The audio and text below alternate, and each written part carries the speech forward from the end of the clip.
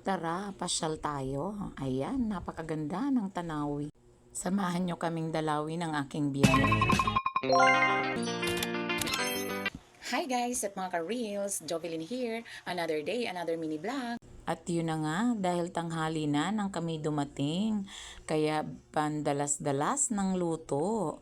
O di ba nagtinula ka agad ng isda na dala namin. Ayan.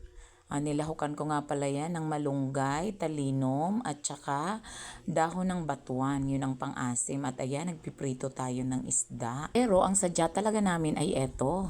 Dahil binigyan kami ng aking bayaw ng chicken. Hindi kami marunong magkatay, kaya naman sabi ko, punta na lang kami at doon na namin lulutuin.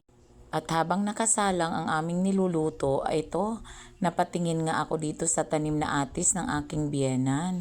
Marami siyang bunga. Ayan o, napakabunga. O diba? Ang sarap kaya niyan. Na-refresh ang aking mata sa kakakita ng mga birding palig.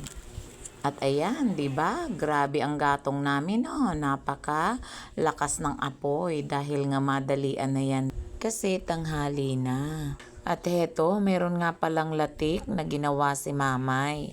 Ang sarap. Kaya habang nagaantay, kumakain kami neto.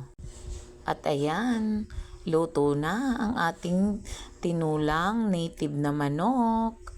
O, kainan na. Sarap. Yummy yummy, ang bango-bango pa. At charan, yan na ang ating ulam kaninang tanghalian. Tapos nga pala namin kumain, nagpahinga lang ng konti.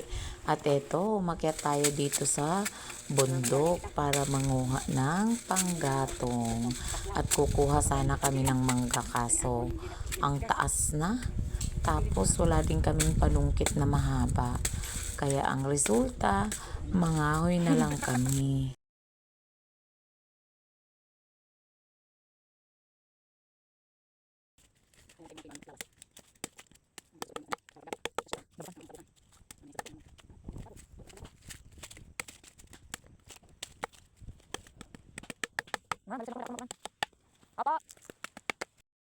Na, Pero kay bagan.